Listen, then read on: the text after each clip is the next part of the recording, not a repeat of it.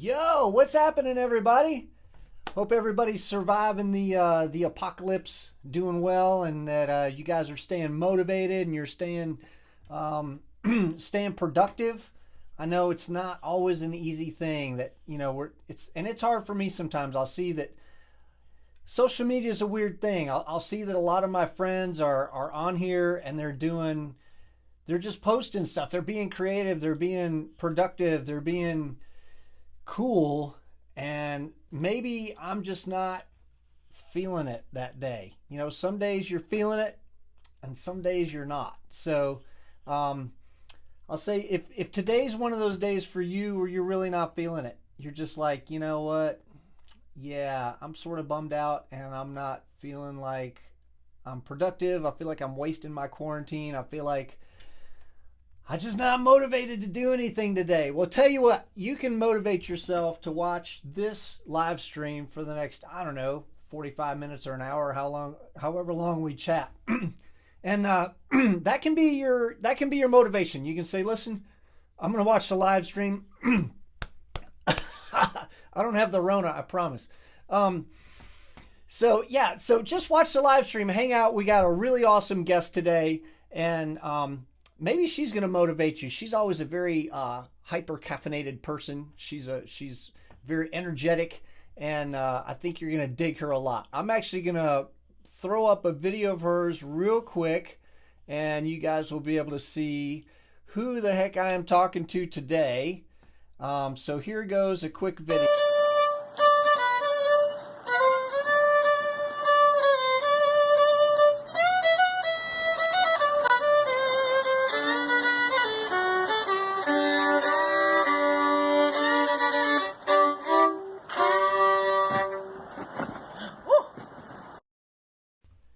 Yeah, that's who we've got. We've got Brigit O'Regan here with us today. Hello, how's it going? I'm peachy. I don't. I'm not. I'm never as I. I consider myself a high energy individual, and you always make me feel so lethargic compared to you. The thing is, that's a popular misconception about Brigit O'Regan is that I don't actually drink coffee. I don't I either. am I'm not very caffeinated, and people are like, "Oh wow, it must take like 80 cups of espresso or whatever to get you going." I'm like, "Nah, that old lady stuff. That's tea. Let's go." If that is. My friend Megan is here. What's up, Megan? Megan's an amazing singer from here in North Carolina, just super, super talented, and she's surviving this apocalypse right now too. It's Oh my I know gosh. all of her income just completely evaporated. Or you're pretty much in the same situation, right? Unfortunately, yeah. Yeah. I mean, I'm very, very grateful that our government has kind of like stepped up very quickly. Like the federal government has stepped up and been like, okay, listen, if you have lost your job and you do not have employment benefits, so that's like the waiter and waitress industry, like hospitality in general, anyone on a contract, even if you're in the government. I used to be in the government, no benefits, no nothing. But if you lost your job and you can no longer work, then they have kind of like a universal income set up for the next at least 4 months. So it's really, really helped put a bit of a calm attitude throughout the country for people who are like, oh, okay. Yeah, that would Uh, be nice. That would be nice. We don't have that. Yeah, I mean, hopefully that some kind of thing will be implemented because I just can't imagine what is going to happen. Like Yeah. it's if so many like millions of people can't work because they can't physically go outside and do anything. I don't know. It's yeah. I don't know. It's just something that I can't remember ever happening in history before, other than like the Spanish flu. Yeah, you got to go back Um, 100 years to find anything like it. And those poor saps didn't have the internet. yeah, like this is so. I still kind of can't believe. it's not really sunk in yet, even though it's, obviously we're all affected all around the world. It's just such a crazy thing. Yeah. Yeah, but I mean, it's also really interesting to see that we're all in this together, no matter who you are, no matter where you live, unless you're in like the smallest like Amish community and you're just so isolated. Everyone's susceptible no matter what. So it's really interesting to see that societal factor. I have a degree in communications and media, so it's like, oh, this is fascinating at the same time terrifying. Yeah. Yeah, no doubt. Hey, Akiva, is this better? I turned myself up a little bit. I got my sound engineers out here checking up on me. Akiva's he's helping me out, man. So Nice. I don't know if you know Akiva Wax. He's in generally lives in Israel, but I think he's hanging out in Chicago for the moment. So Oh, that's amazing excellent. Viper player, 7-string Viper player. He plays bass backwards. He plays left-handed. I can't even pantomime left-handed. Oh, oh no. Yeah, right. Oh my I don't gosh. know. Um, Wow. so yeah, Brigit is a Viper player, but where she got famous, and Brigit did get famous, it happened kind of all of a sudden, right? It's weird to, yeah, I guess. I don't know. I still live in a basement apartment, so I don't feel famous because I don't see the sun. Well, I'm famous and like, rich are two different things, unfortunately. you know what? Yeah, that's fair. Well, I'm going to play a video real quick for people to see how you got famous. I don't think you're going to be able to see this where you are, but this is the very first video that I think just took off for you and got like a couple million views. Yeah. Here it goes. Today we're going to be going to Fan Expo and we're going to be surprising some cosplayers with their themes. Let's go.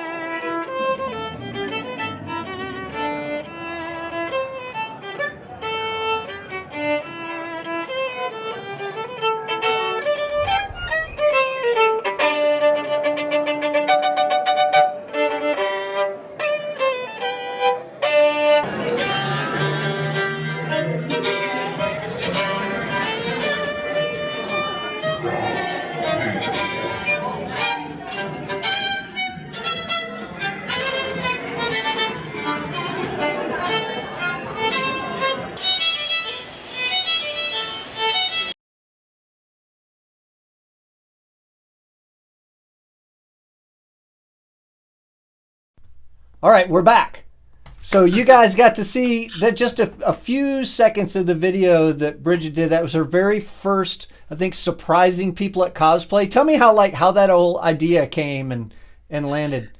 Yeah, I went to like way, way, way back. I went to an arts high school. So like we did Halloween like it was no one's business. So I would, dress up and have fun and everything.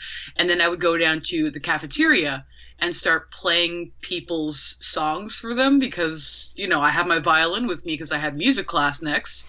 I'm going to play to this Tetris piece. I'm going to play to, just having a good old dandy time. So I just did it for fun, like for laughs and everything. Just like, oh, me and my friends just derping around. And then I never got the chance to go to a comic convention. I always wanted to go, but I just never had a weekend free because I was either working to get money to go to school or working to just maybe move out one day, or just, when I came to Toronto, I was like, okay, I'm still working. And then the second year, 2016, I got like a day off. I got a Friday off, and I was like, cool, you know what? I'm gonna put on my Harley Quinn outfit from like high school, back when she was still like a character that no one really knew about. So it's like a t-shirt dress and like leggings and a hat. Like, cool, I'm gonna go outside and I'm gonna busk around the entrance or the exit to it. So people are coming out with their kids, and I'll be like, hey, wow, Elsa, can I play a song for you? They'll be like, wow, Mom, give her $20. So, it was a pretty sweet deal, busking outside of there. And I eventually got enough money to go in the next day on Saturday.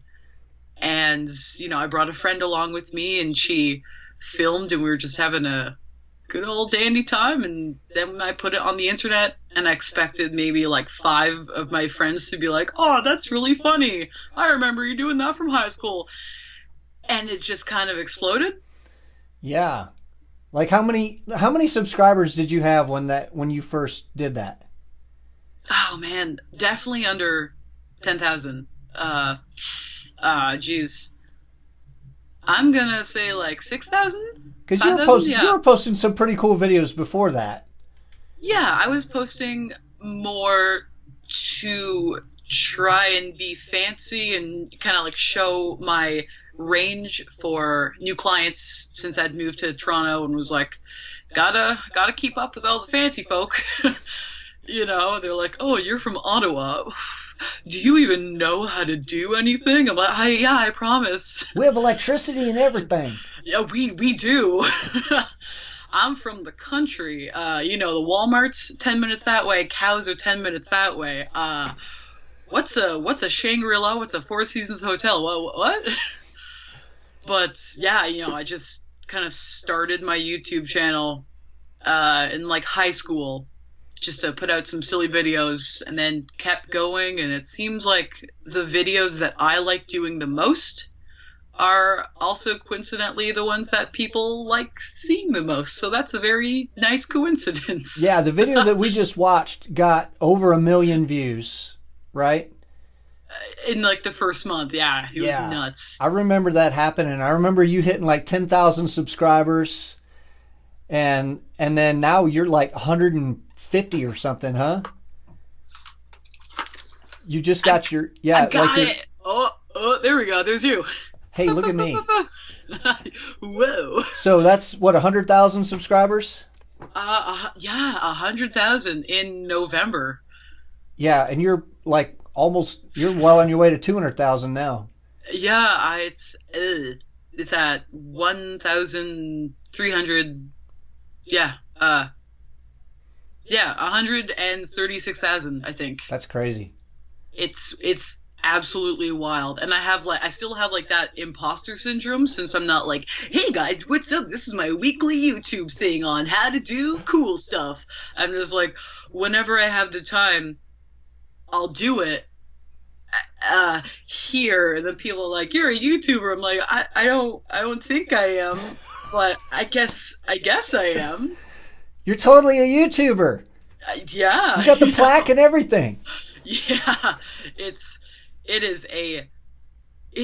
really cool. It's a wild experience, but it's something that I never thought that I would do or have the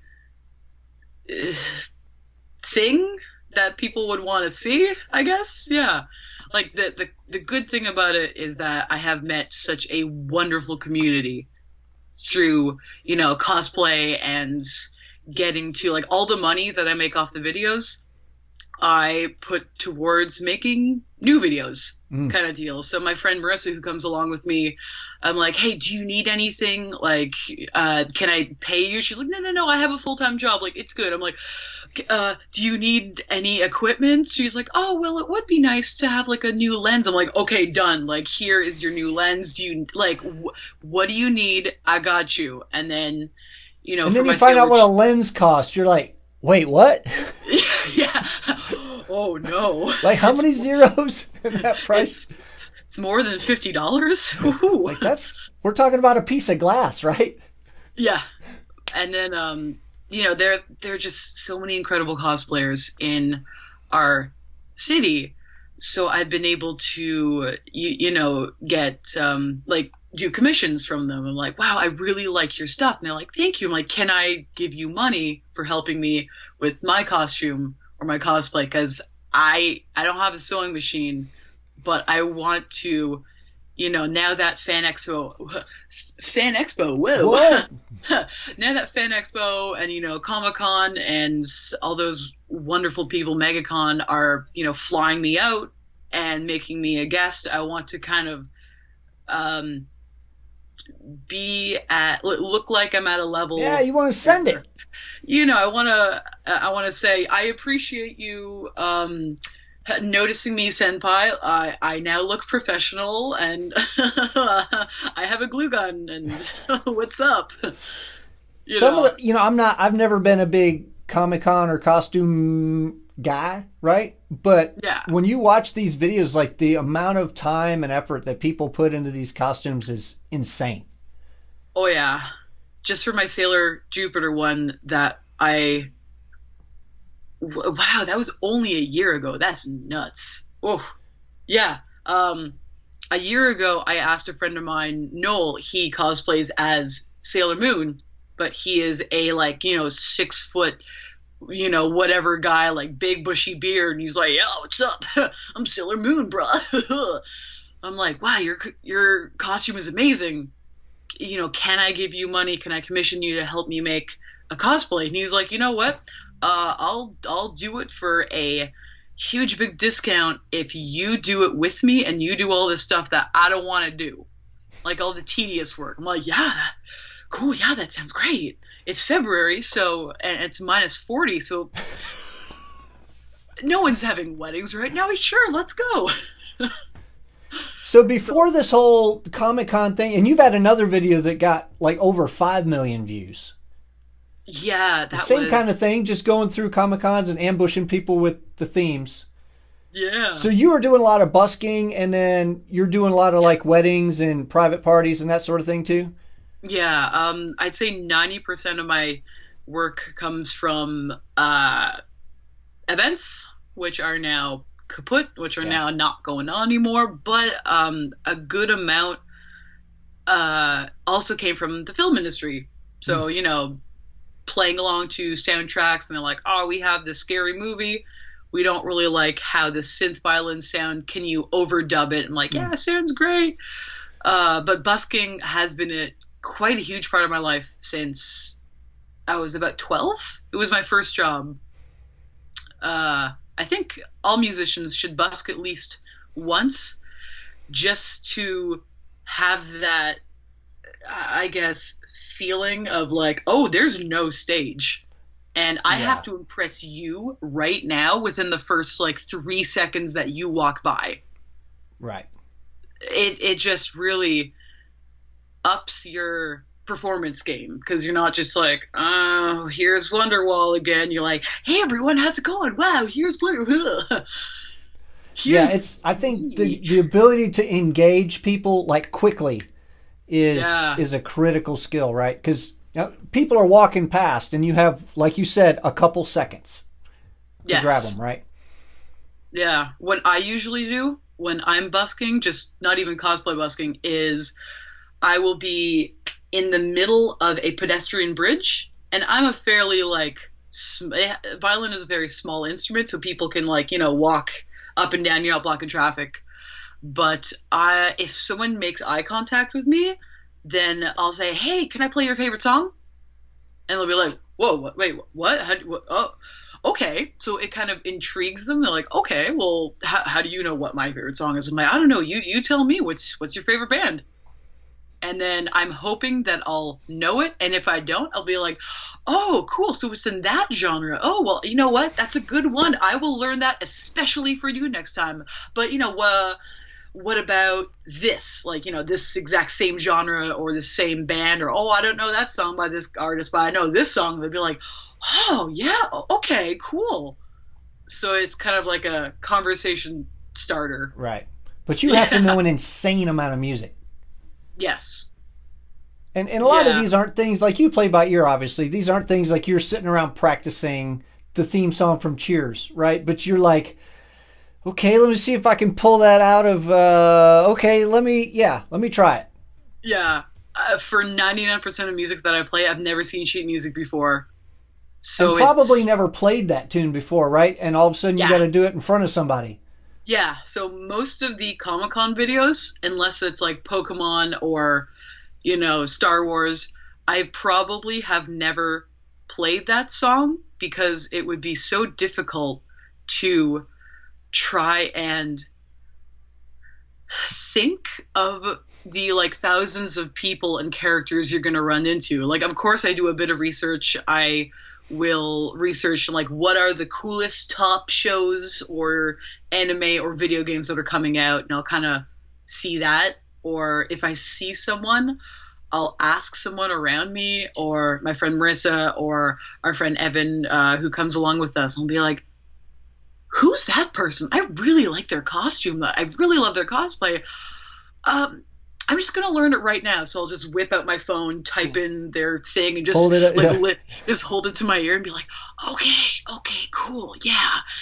And then I'll go up to them, and my friend Marissa with the camera will be like, hey, can I take a video of you for 1 second? Like, you can just do anything you want. And they'll be like, oh, okay, sure. And then I jump in, and I'm like, bleh. And they're like, oh, okay, oh, that's what you're doing. Or they'll be like, can you just leave me alone? I'm like, that's fair. Okay.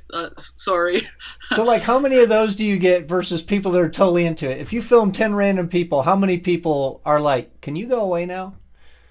At first, when I first started doing it, it was kind of like 30% of people were like, but I guess since I've gotten better at kind of figuring out which people are like down to, it's like people who are already like posing for the camera and doing stuff, I'm like, okay, those people might be a bit like more excited about it. Yeah. So you're getting better at picking them.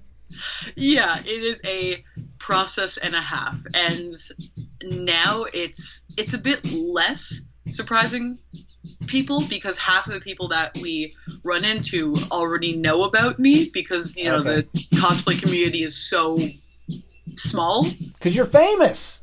Maybe. It's always a weird thing for people to go like, so are you well known in your business? And you go, it sounds really funny for me to say this. It's not that big a community. Yes, a lot of people in the community know who I am. Yeah, like I was texting. I'm part of this like group of like electric violin players from like all around, and every time someone posts, it's like a post engagement group. So someone's like, "Hey, I just posted." We're like, "Okay, cool." So like all 10 of us go and like that thing and make sure to comment as fast as we can, just to make sure that person's like thing gets bumped up through the algorithm. And I'm like, yeah, I'm having a chat with Matt Bell tomorrow. And everyone's like, oh, yeah, totally amazing. He is the one who I met at NAMM last year or 10 years ago. Or, he's physically sold me my Viper, like, Ariella. She's like, oh, yeah, I got my Viper directly from him. It was, That Viper, actually, it's funny. That was she bought that from me. She didn't buy that from the shop. She bought that from me.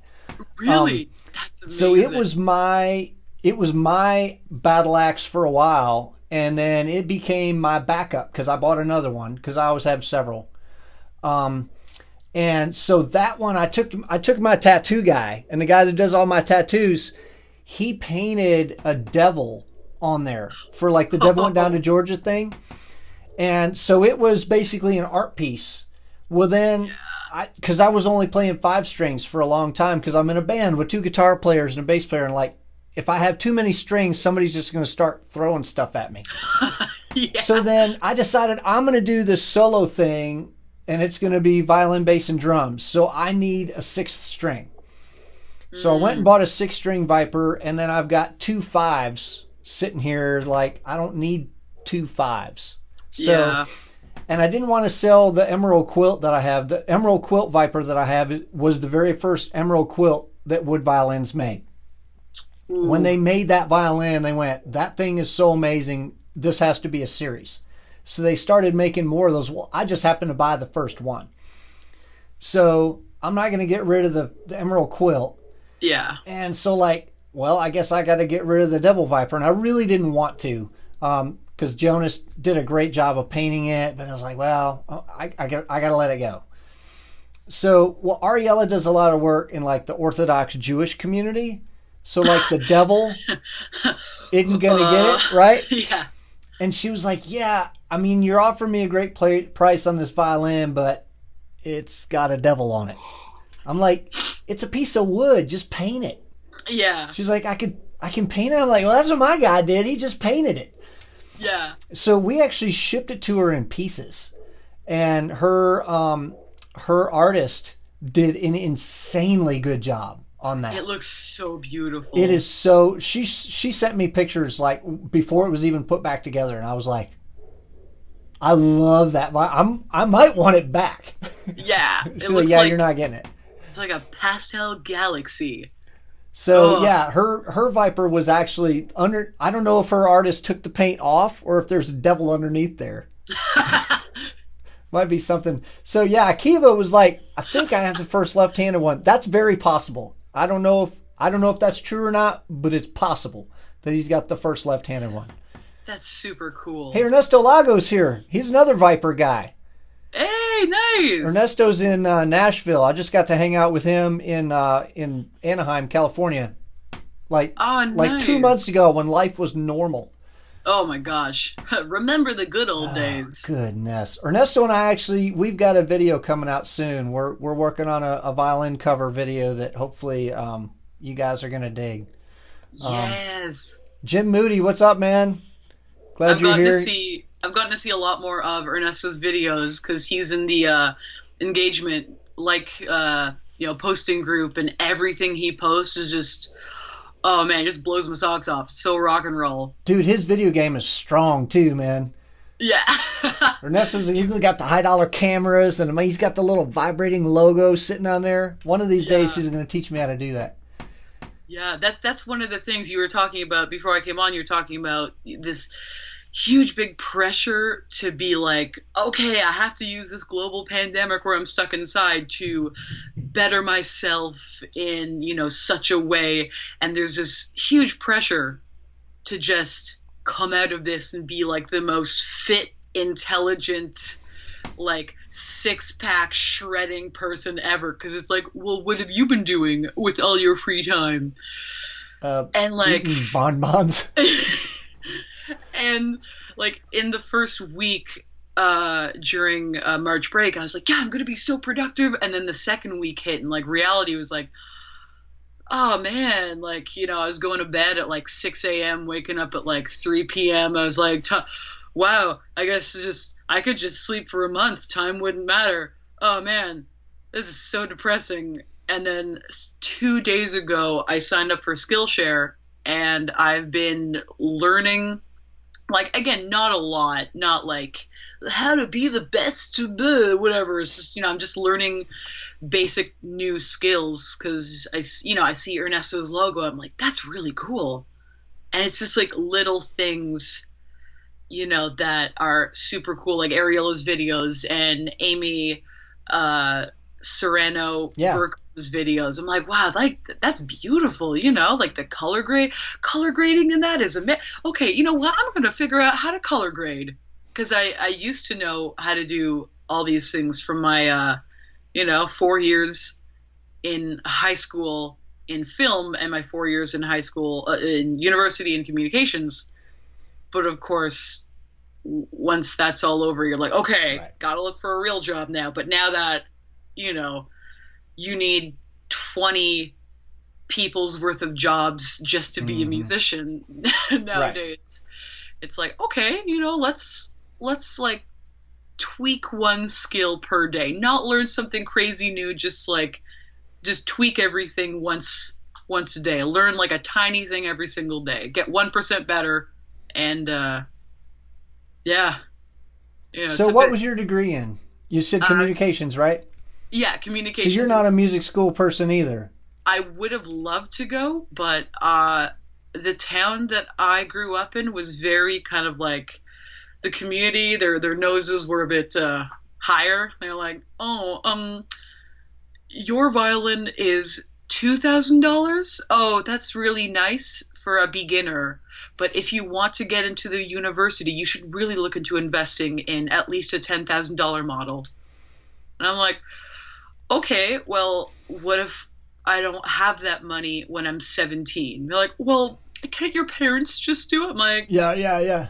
No. And they're like, well, I guess you'll have to look elsewhere. Like, why don't you just teach me how to play the one I got? There was so much pushback from even like professionals, like teachers from me. Like I was, practicing like the Pink Panther one day. I remember in grade 9, and my music teacher came in and yelled at me for wasting a practice space. I'm like, well, I'm learning syncopation. He's like, oh, get that crap out of here. I'm like, oh, okay. Yeah, the gatekeeping is real. So I just didn't want to be part of that kind of community. And I do know quite a few friends who did go into it, but after they came out, they just felt kind of like boxed in because they had only been taught, these skills, nothing but these skills, okay, go.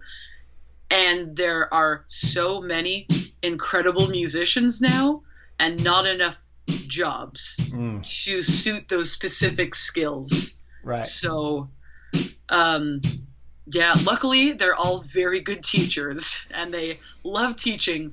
I have 1% patience for teaching.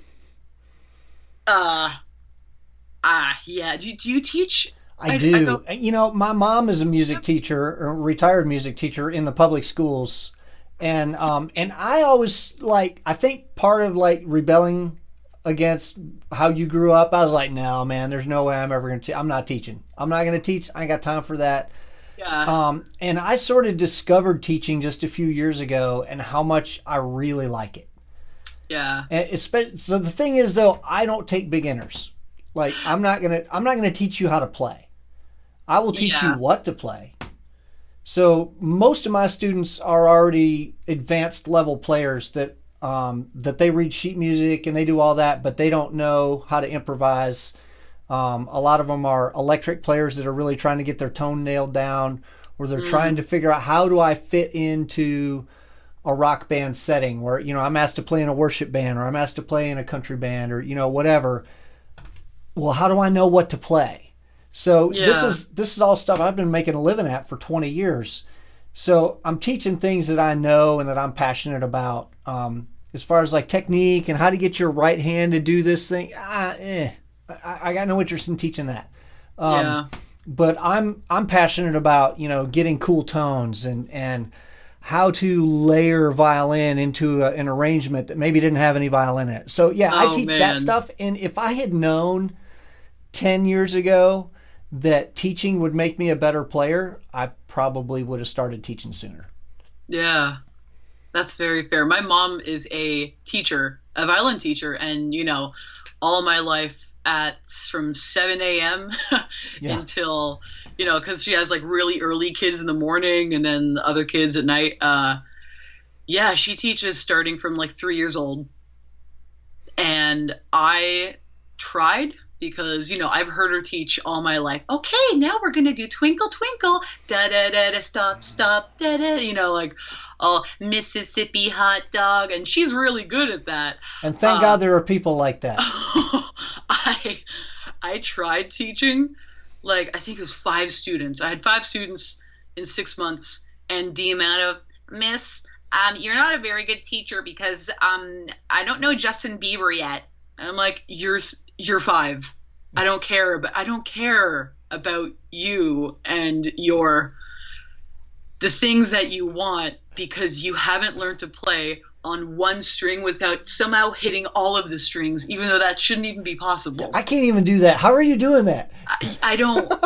I don't care. And the thing is, my boyfriend is teaching in that room right now. He's teaching drums, bass, guitar, and piano. And he has, he gets so excited to teach. He genuinely, spends his off time, making charts. And he's like, yeah, I'm really excited because, Timmy is really getting this. So I'm going to do something special for him. And I'm going to rearrange a chart as one of his favorite songs. And he's going to be so excited. And I'm like, yeah, totally. He's 10 or something. He's like, yeah, I'm really proud of him. I'm like, okay. Look who's here. Ariella's here. We were just talking about you. Hey, what's up, girl? Oh my God, she says. That's awesome. Yeah. So we got to get you in on one of these chats too, Ariella, from Israel. I was supposed to fly to Israel tomorrow. And obviously not going to happen.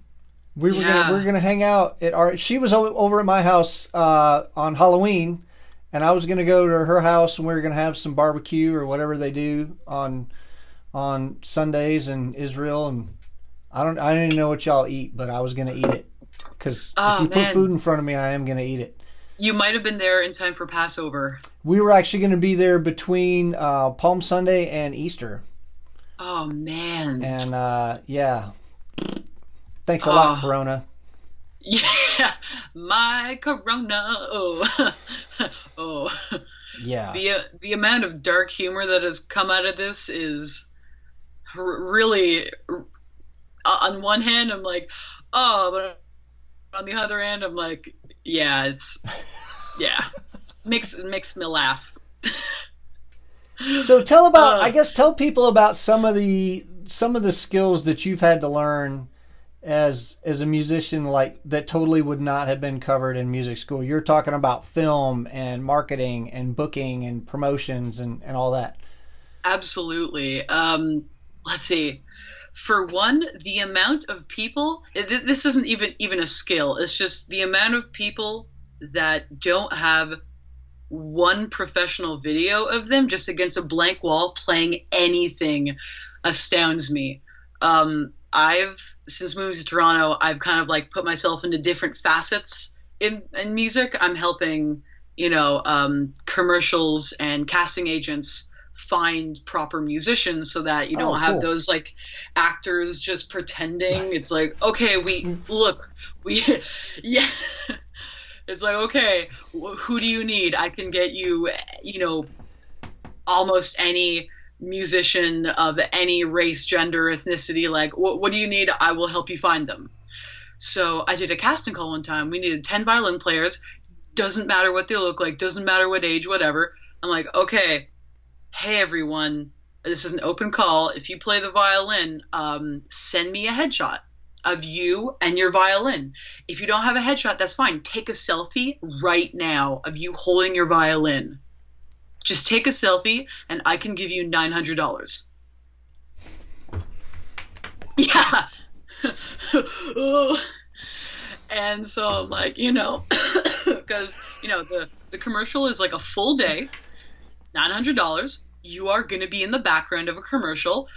Just hold your instrument. Take a selfie and send it to me, and I will put you on a list as good if you are good for that whole entire day. And the amount of people who came back to me saying, oh, I don't have a professional headshot. I'm like, that's totally fine. Just send me a selfie of you holding your instrument. if I can show the casting director that you can hold your instrument in a way that looks professional, which it will because you are a professional, you will get $900 for sending me a selfie of you. They're like, oh, well, yeah, just give me a minute. And they would take like 3 days to get back to me. And of course, in that time, I had already gotten my 10 people. They're like, oh, why didn't you wait? I'm like, you have to, like, first come, first serve. Yeah. Like, the industry doesn't wait on you. You wait on the industry. And there was one person who, it's just kind of like management as well is a good thing. There was one person in that one instance who was like, oh yeah, no, I'm free the whole entire day. I just have like a really quick 15 minutes performance in the middle of it. So I just got to duck out and come back. I'm like, no, there's no ducking out. Like, we are not the most important. We are less than the most important people there. So if they say jump at 3:30, you got to jump at 3:30. If that's the only thing you're doing, then great. But on the day of, we don't know what's going on until we suddenly need to be there. You need to be available the whole day. And honestly, you're going to sit here all day doing this. Yeah.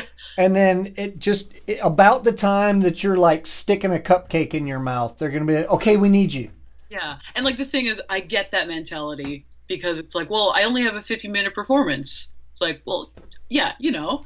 But if you've never been in that kind of setting, I totally understand the person's mentality. It's just like, yeah, you're probably gonna have to get a sub for either that gig or this one. So pick one.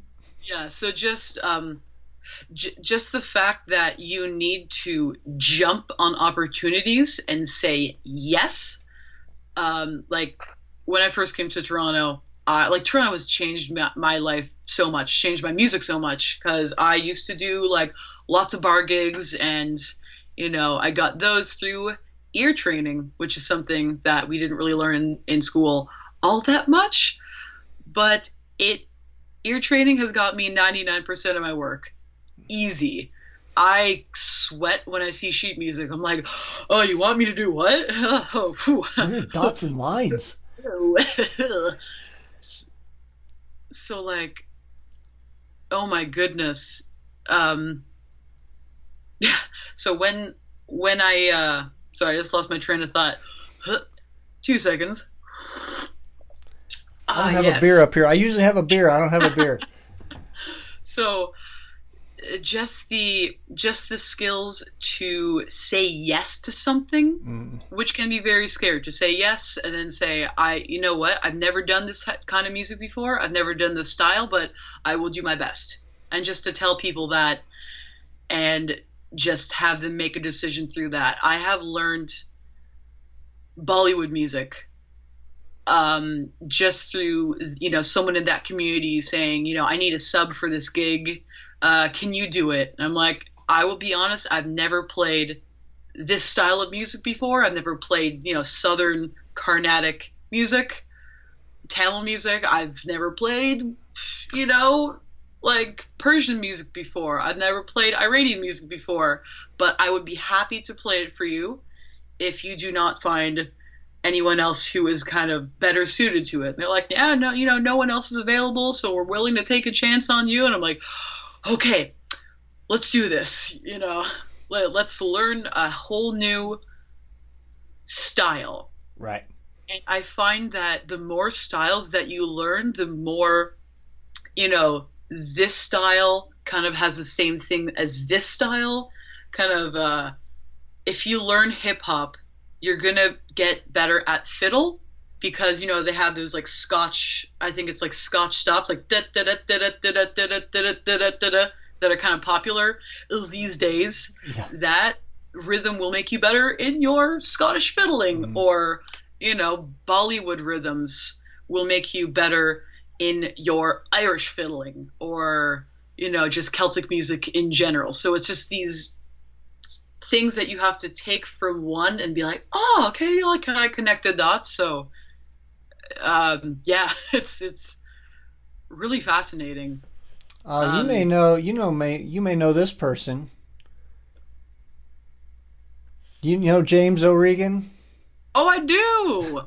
Lifelong learning is good, I'm told. Lifelong learning. Oh, Dad, I love your mask. Wow, super fashion. Thought you guys might be related. Yeah, you can tell by the.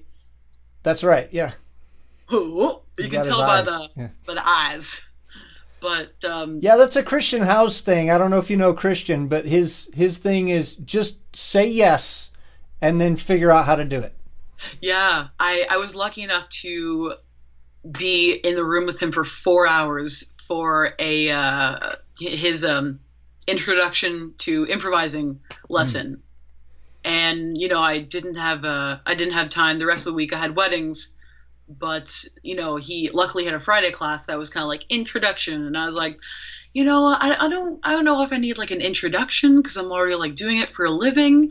And a friend of mine, Victoria, yeah, you most definitely know her because she's a Viper player. Yep. She's like, I promise you, it is worth the time, the money, just to go see him play for 5 minutes. And I was like, okay, I will trust you. Done. And I came out of the class just so excited and just like full of knowledge that I didn't have before.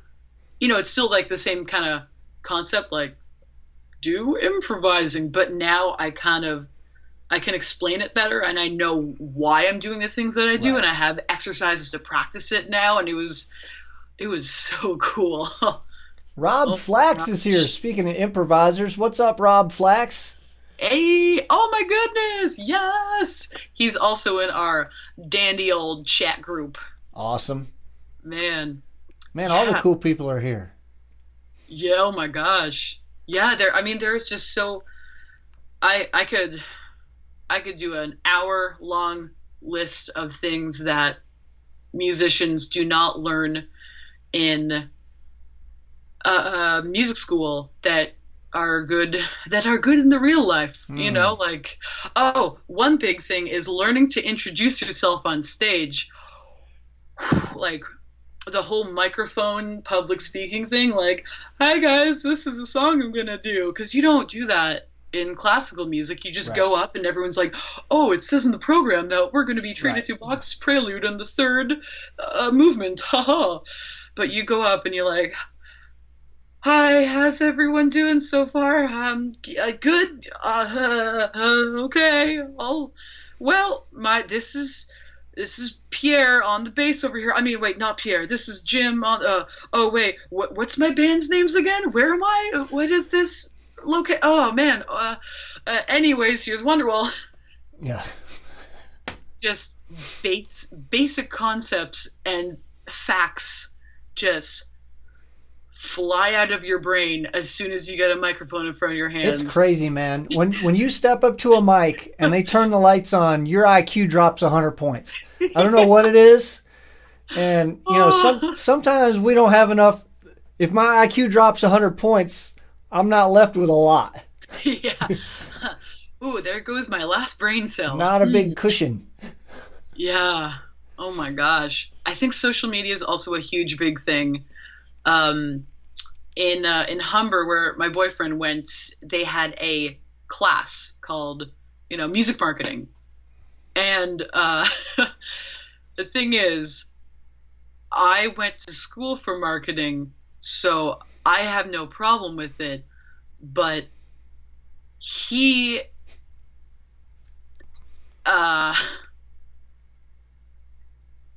didn't complete the class where he had to make like 5 posts within a month on like Twitter, Facebook, and Instagram. And they gave prompts, and it's as hard for him to do social media as it is for me to do arranging and transcribing. I gave him like 45 minutes worth of songs, and I'm like, hey, can I pay you money to like transcribe these 4 songs into a rock band setting? And he was like, oh yeah, done. And within 2 days it had been done. That would have taken me months. Yeah. So I guess the other thing is, like, even if you're not good at something, you got to find people Right. who are good at those things and like trade off skills. Yeah. kind of deal. No one's good at everything. Like I have let's see if I can find it. Yeah, I have a bunch of cello bat charts. I don't know if you know her, cello bat. She's incredible. Yes. Yeah, I do Yeah. follow her. Oh my gosh, like she's just rocking it in Vegas every single day, making these like incredible charts by night. She's like a superhero. I don't know how she does it all, but yeah, you just got to find people who are good at different things and yeah, go Yeah, for Joe it. D does that. Joe Denizon is one of those guys that could just knock out a chart in like 15 minutes. Yeah. Rob Like, Flax just said, he goes, my friends asked me if I would stop singing Wonderwall. I said maybe. Rob. Boom. you know what? You should stop singing Wonderwall as soon as people stop paying you. And I have never seen Oh my goodness. I've never seen people not pay for Wonderwall. So like You know Jared Burnett and Patrick Contreras. Both of those guys. You know, Patrick has said, you know, I'll stop playing Despacito when people stop paying me to play Despacito. And I think Jared was talking about one of the tunes that he does that somebody's like, oh, you're playing that? He goes, I'll tell you what, I'll stop playing that when people stop filming me every single time I do. yes. So, you know, Absolutely. I'm out here playing. My job is A, to get paid, and B, to get noticed. So I'm getting paid either way. But Yeah. when I play that song, 50 cell phone cameras come out and they're all posting me and tagging me. So, Ariella, you got so much to do you can't listen. I'm so sad. But thanks for tuning in. And we got to get our kids to talk. We got to, Ariella, we got to get our kids on FaceTime or something with each other. Maybe they'll teach each other how to. Never mind. Maybe we shouldn't. We'll have a big old family jam. My goodness. Yeah. Yeah. So Ariella was over here. You know, she grew up in the U.S. and then moved to Israel. But when she was living here in the U.S., like Halloween in the culture she was living in wasn't like a thing. And it's not really a thing in Israel. So when she came here, she was at our house for Halloween and had never been trick or treating. So we took her trick or treating. And she's like Amazing. filming. So Ariella's like you. She's just like bing, bing, bing all the time. And Yeah. she's like filming stuff and like she's so into it. And you know, I'm over it. I'm over the whole Halloween thing. Like if I want candy, I'll just go buy candy, right? I don't need to walk 3 miles and knock on 52 doors to get a little mini Nestle Crunch. Yeah. But Ariella was like so into it. And like her kids are like, Mom, you seriously went trick or treating without us? Like, seriously, you went trick or treating without us? She's like, Yep, sure did. Yup. And I didn't bring back any candy. She actually brought us a bunch of candy because Really? they get candy in Israel that we obviously don't get here. Right. So she was like that's bringing us so all this nice. cool Israeli candy, and it was like it's the bomb. That's Oh amazing. yeah. Here's, but also Heidi, my wife. My wife is like the coolest person ever. Like my friends will talk to me. Yeah, you're all right, but is your wife home? We'll hang out with her. Oh my goodness. Does So- she play anything? No. She plays different kind of instruments, the medical instruments. Yeah, I say she's a gynecologist. It's a whole. She plays a different instrument entirely. Woo! That conversation just took a turn. Yeah. Yeah, dinner conversation at our house. Could yeah. Your son's like, Mom, like, don't talk about work. I'm trying to eat. Gross. Yeah, absolutely. My daughter just turned 9 yesterday, so she had to have a quarantine birthday. Oh no. So my wife is the holiday person. So, you know, there were signs up in the yard and she arranged, she went on and on Facebook and was asking all our friends here in town, like, hey, can you come by? And they, because Easter's coming up and there won't be any Easter here either. So they had like Yeah. the Easter eggs and they put Easter eggs in the yard. And it was like, there, like people would pull up and we'd maintain social distance, right? Like they'd get out and like set a cake down and walk away. And then they'd, they're like, Oh, hey, go get an Easter egg. So they get an Easter. So it's like we're trying to celebrate a birthday, but everybody's staying like 30 feet away from each other in case somebody sneezes, you know? that's fair. Oh, that's super cute though. I mean, my son's an introvert. So he's like, yeah, this social distancing thing, I could live with this. This is good. Let's just keep this. He's like, as long as I can go to the bike park and do backflips, I'm good. Right. Well, the bike parks are all closed. So he's all bummed out. So, my daughter's an extrovert, and she's like, she's crushed. Like, she can't have 40 people over to the house. I dig it. The two main things, other than, the whole sickness thing about staying indoors that bums me out the most, is that, one, I can't be in crowds because that's like my favorite thing. I'm like, wow, amazing. Two, I can't go outside and pet people's dogs. Yeah, dogs can't get it. You're good. Yeah, but like, you can't go up to someone and be like, "Hi, can I pet your dog?" And usually they'd be like, "Of course, this is Stacy and she doesn't bite." But now it's like, no, just stop looking at me. Yeah. Stacy, sicker. So the thing that I'm sort of, I guess maybe I wouldn't say worried about because it doesn't do me any good to worry about it. But the thing that sort of thinking about is like how fast do crowds come back after this, right? If they tell us, okay, it's gone. It's, we've decided to lift all the stay-at-home orders. Like, are we going to see 50,000 people crammed into a convention center anytime soon? I think it's more going to be kind of, how they kind of like toned it down. They're like, okay, keep it to 100 people. Okay, now keep it to 50 people. Okay, now keep it to 10 people. Keep it to 5 people. I think it's going to be kind of a gradual thing like that. We're going to have, because it's the 2-week rule. If you are in a crowd and then you quarantine for 2 weeks, what's the rate of spread? So I think they might just, I don't know, do the reverse. Yeah, who knows? Kind of deal. I don't think the problem is like you don't get paid and I don't get paid for 15 people in a room. No, I don't get paid when there's 100 people in a room. It's more like 1,000 is where the money starts coming. Yeah, but then again, there are a lot of places.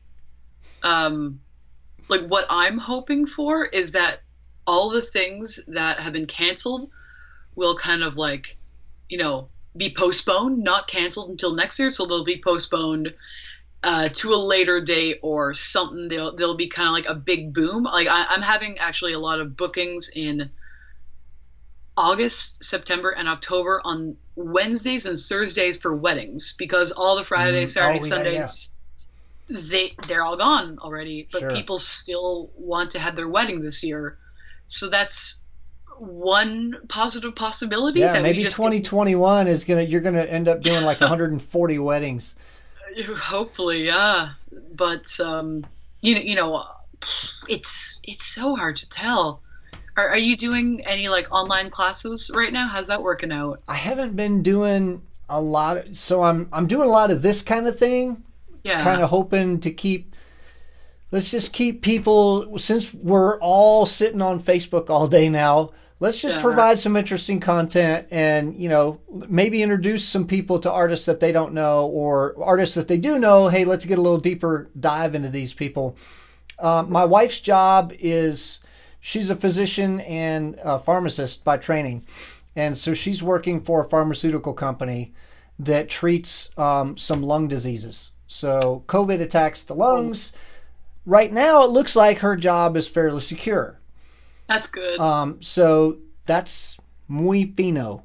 And so honestly, I could do some teaching of lessons and all that, but I have a lot of friends who've lost their entire income. So because there's a finite pool of people who are willing to pay for lessons, and there's a finite pool of people that are willing to throw out tips on live stream concerts, I'm not going after any of that. Because I'd rather sort of leave that for people who like their income went to zero. Yeah. I'm definitely feeling it. But we're feeling it less than some of my friends are. So, I guess like the socially responsible thing to do is to say, if people hit me up for lessons, I'm like, well, let me give you a list of my buddies who are teaching lessons, who need the money more than I do. Yeah. So I'm No, trying that's to do awesome. that. And when I see people playing on Facebook, I'm trying to throw a couple bucks here and there. Yeah. Like, I did my taxes super early this year. Yeah, I did too. Yeah, as soon as there was some kind of inkling of, like, oh no, a show or two might get canceled, I'm like, oh, okay, I better do my taxes now so that, by the time, that starts to hit, I can at least have some kind of thing, thing. Yeah, assuming there's a refund coming, right?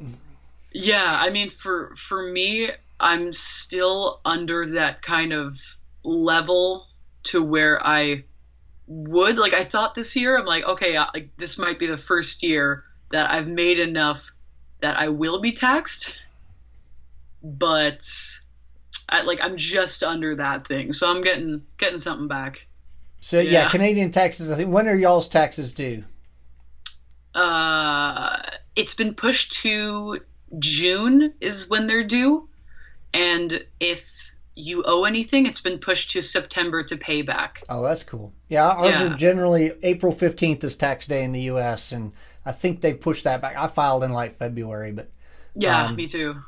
I think they pushed that back, and they're talking about rent deferral and all that sort of thing here. And obviously, we get some little measly $1,200, assuming you didn't have a good year last year.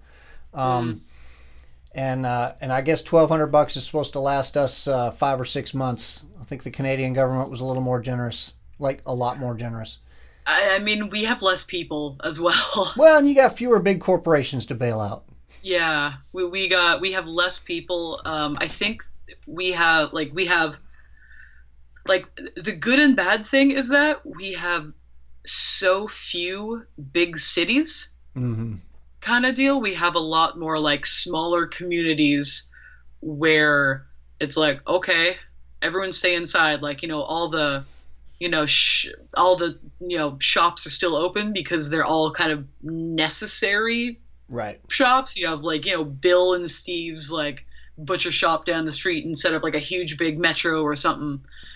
Or is Metro a thing in the U.S.? Not in North Carolina. Like a grocery store, a Walgreens, I think it's called. I've seen in myth and legend. Yeah. So I think the good thing is that we have a lot less people over a big span of place. So that's probably the reason that we're getting hit a lot less. Plus, it is still quite cold here, so it's like minus whatever. So people haven't really been going out a lot. Is minus something up there? Yeah. Let's see. Let me check exactly what the temperature is. Where's my phone? You guys are using the C degrees. We're using F degrees. Let's see. We got a bunch of effing degrees around here. Celsius to Fahrenheit. We usually get like minus 40. What's minus 40 in Celsius? It's the same. Minus 40 is the same. Yeah, we usually get about minus 40 in Ottawa, and like the prairies, but it's been kind of like minus 1 degree usually here, so that's 30 degrees Fahrenheit. So that's like kind of the average temperature we've been working with in the past few weeks. So like, no one's really excited to go outside anyways. Yeah. See, Rob, he knows. I was an engineering major, so I know they line up at minus 40. He knows. Yeah. And so what are we today? I'm trying to see if my thing has it in F and C. It doesn't. It's cold. It's 55 degrees here today, which is cold for me. Like that's cold. 55 degrees. I'm going to say that's like 10. It's got to be like a dozen or so. 55. Oh man, 50. If it was 55 here, I would be out in shorts and a t-shirt. That would be some good weather right there. See, I measure temperature in degrees below 80. Yeah. Oh my gosh. In the winter, when it turns anything under, or like, in the fall it turns 12, everyone's like, oh, get your big jackets on. But then once you go from -30 to 12, everyone's like, man, okay, let's start sunbathing. Yeah, I grew up in Michigan, and I left for a reason. That's very fair. I don't like being cold. I can't play. Because you play outside a lot. Yeah. And like my fingers are like. Yeah. Here. Let me get something. I'll show you. Hey, while we're doing that, I'm gonna play the video. This. Oh yeah, show me. What are those finger mittens? This is my secret weapon that I found out from my very good friend Chantal Dubé. She's a harp player. Finger mittens?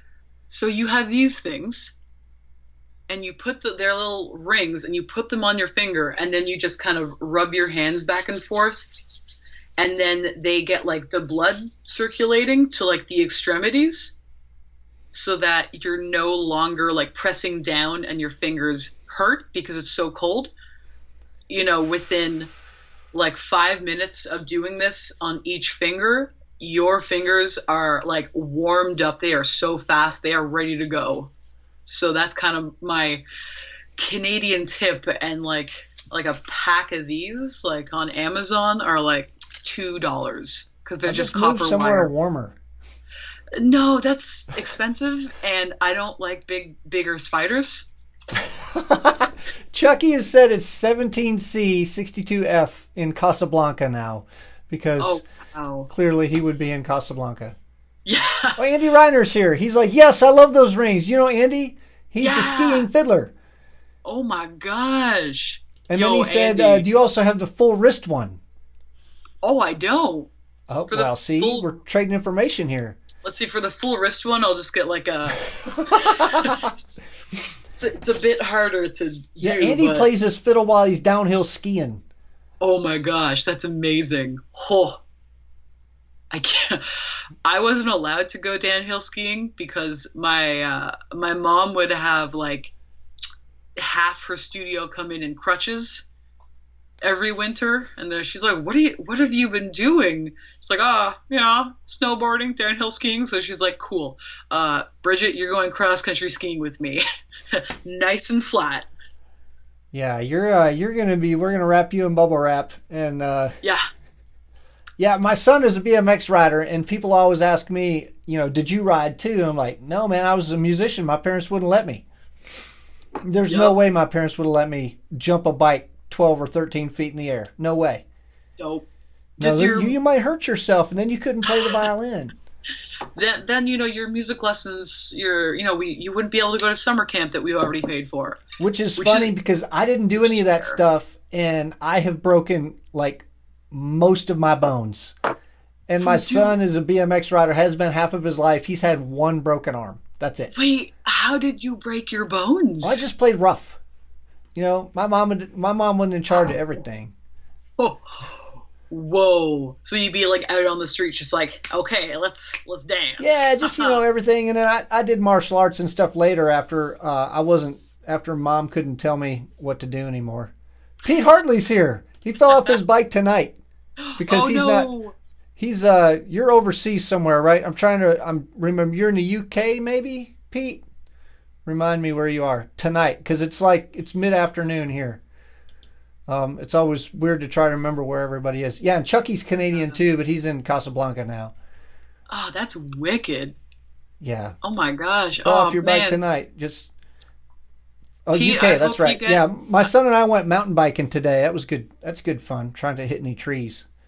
I hope you feel better soon, Pete. Yeah, feel better soon. Don't jack up your arm so you can't play. Yeah.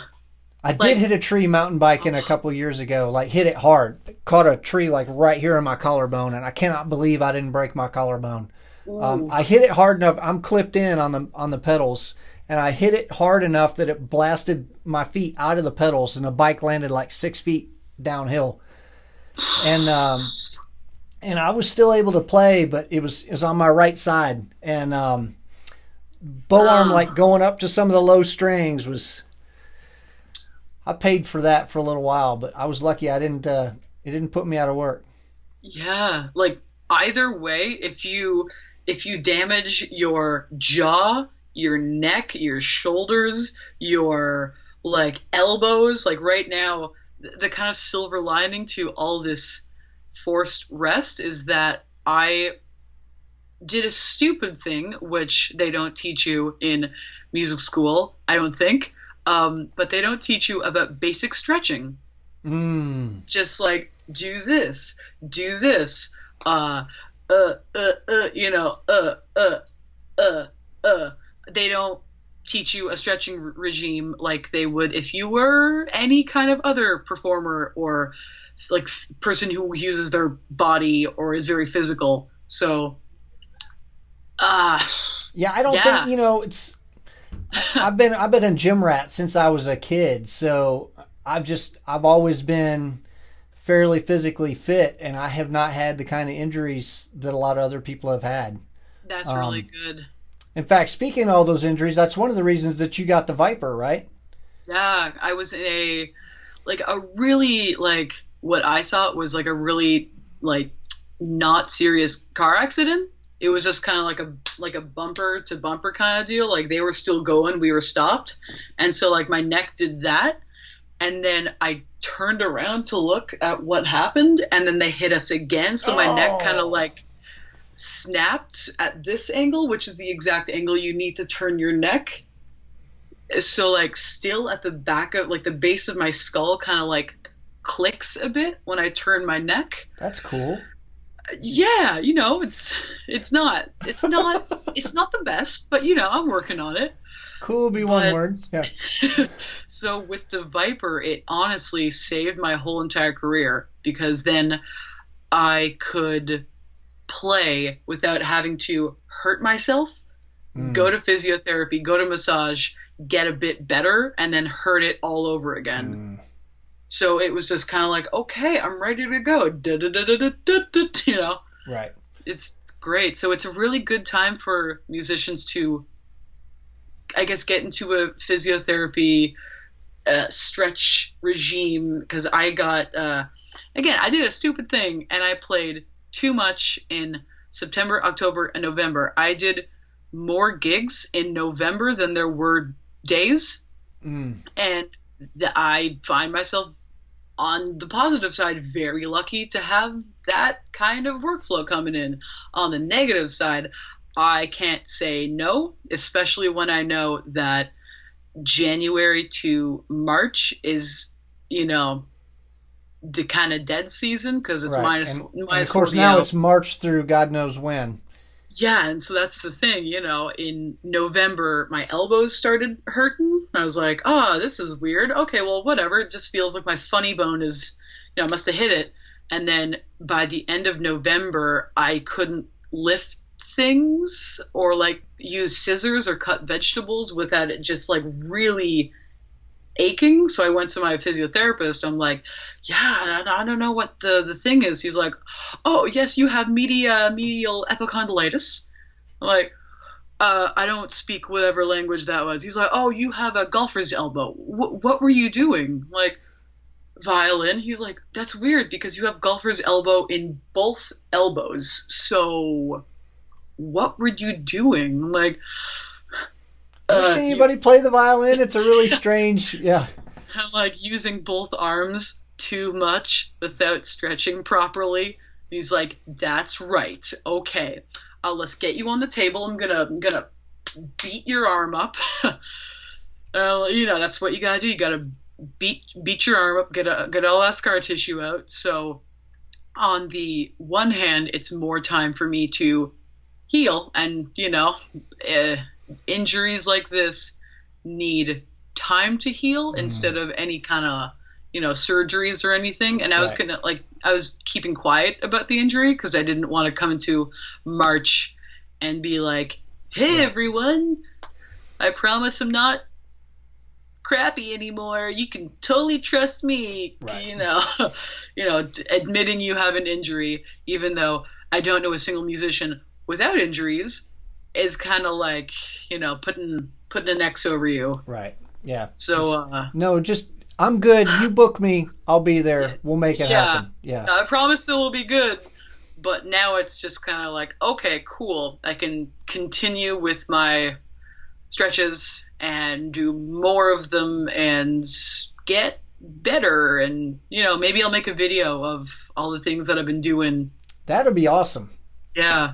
A friend of mine, Kaylee Richards, she doesn't play electric violin, but I did a video with her because she's going for a PhD in Baroque violin music. And she is one of the most incredible violinists and just like hard workers I've ever seen. Like, she lives just down the street from me. I see her maybe twice a year because she works like 60-hour days kind of deal, like teaching, doing her thesis, doing like all of her I can't even imagine all the work that goes into it. But she put out a stretching video because, playing Baroque, you don't have a shoulder rest, and a lot of people are like, oh, I'm kind of achy, what do I do? And she's like, okay, let's make a video. And even my mom's getting into stretching. I'm like, yeah, go for it, Mom. Teach your students. Yeah. Teach them while they're 5 so that they don't have to do physiotherapy once they're in high school. Right. Yeah, the repetitive strain thing it's real. Yeah.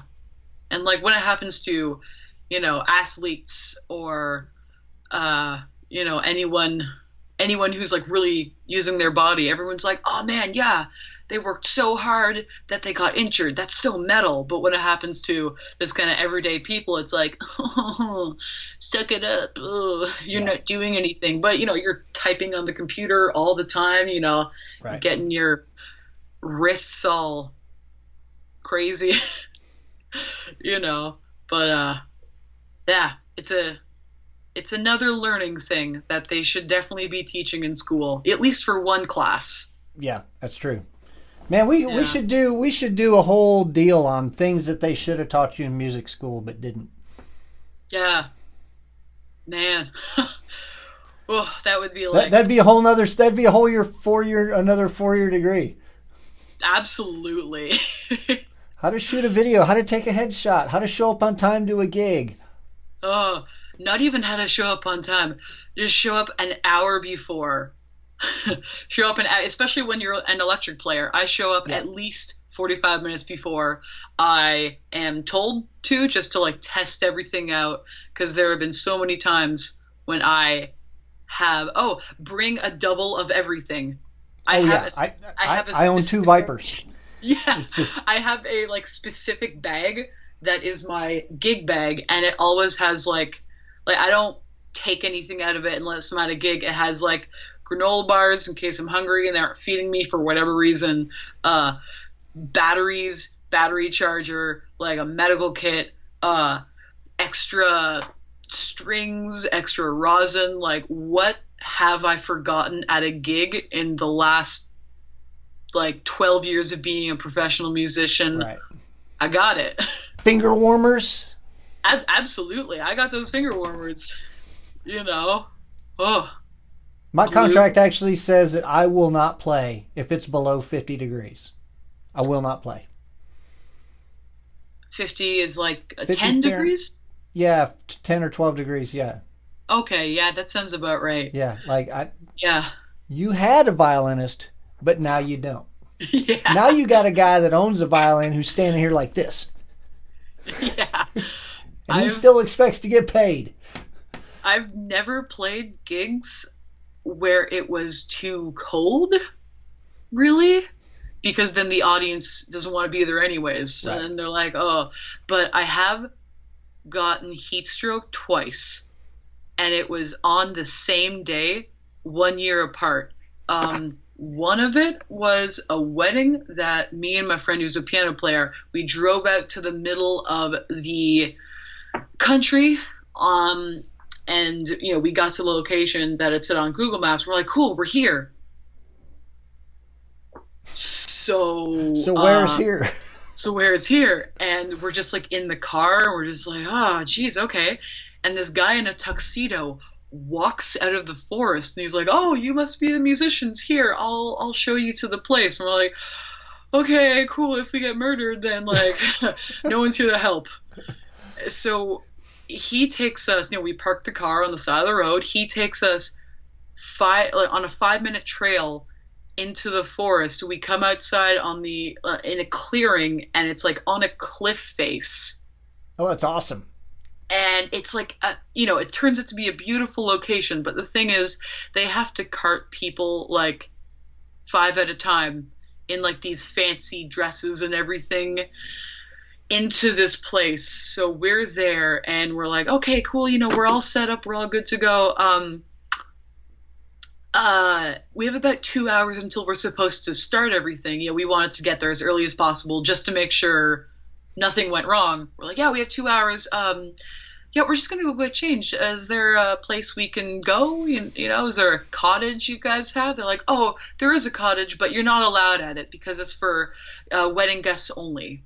Like, okay, well, we're going to go to the nearest town to change from our sweaty car clothes into our black clothes. They're like, oh, yeah, of course. There's a McDonald's 20 minutes away. We're like, okay. So we go to the McDonald's, change, put on layers of deodorant. It's like, okay, let's do this. We didn't even think to do things like buy water at the McDonald's because we're like, they'll have water there.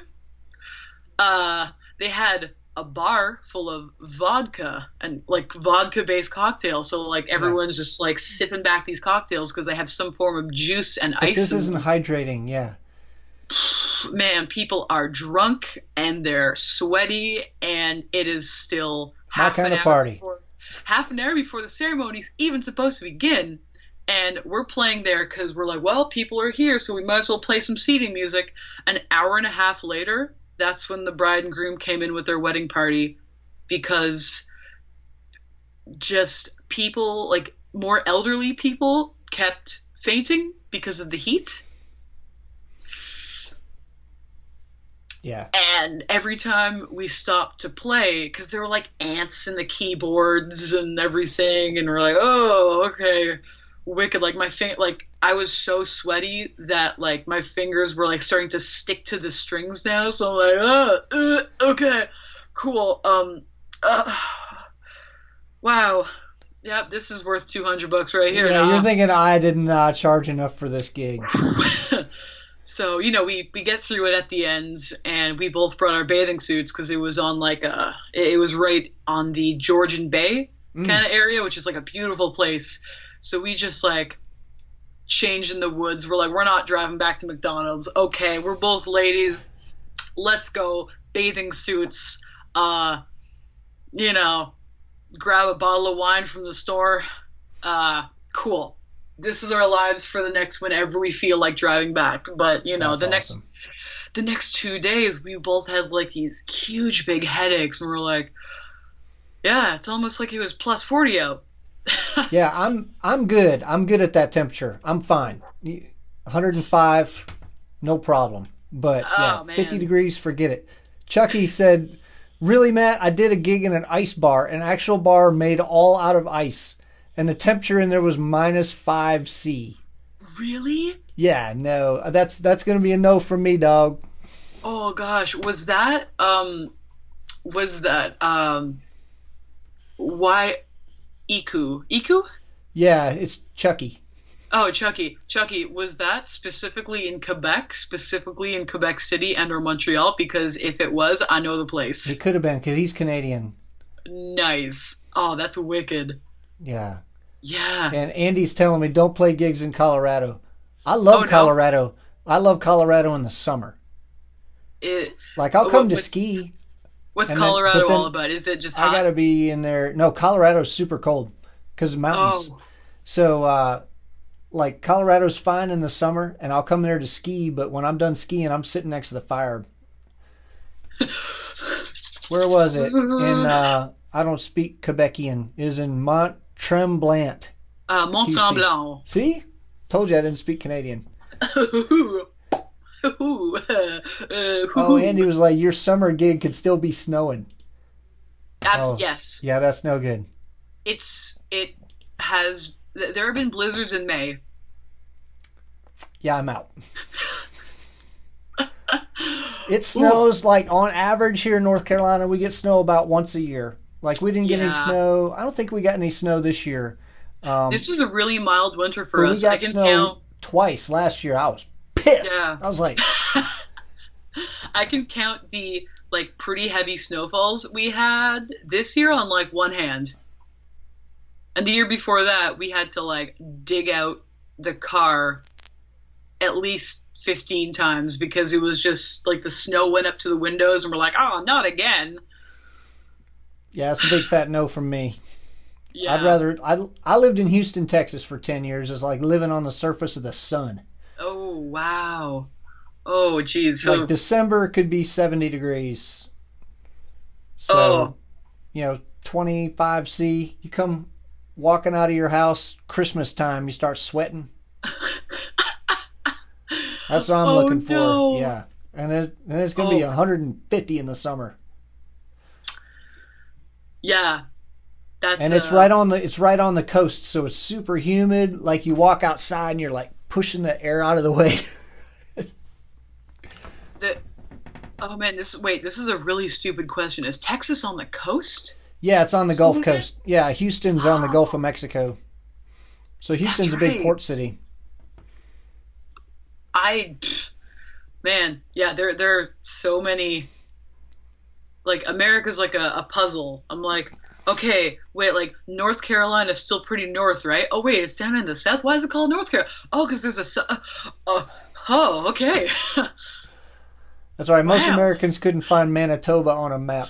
Oh, me neither. It's fine. Somewhere west.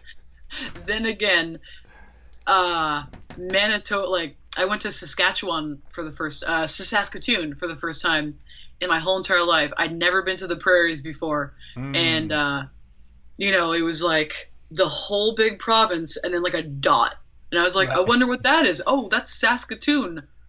What about everything else? They're like, what, what, what? Everything else? That's Yeah. it. There's a whole lot Like, of nothing. yeah, because you can't go anywhere more north than that, or else it's going to be minus a billion. Yeah. You're in permafrost and tundra.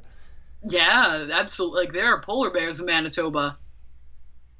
Good times. Good times. See, here we got cougars. It's a whole different thing. Yeah, whoa. I don't know what kind of cougars, but either way.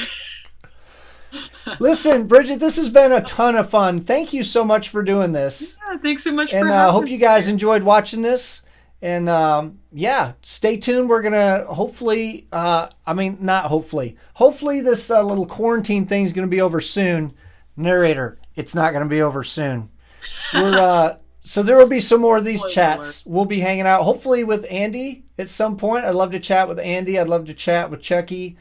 All these guys. I would love to chat with some of you guys. So DM me and we'll set it up. Okay?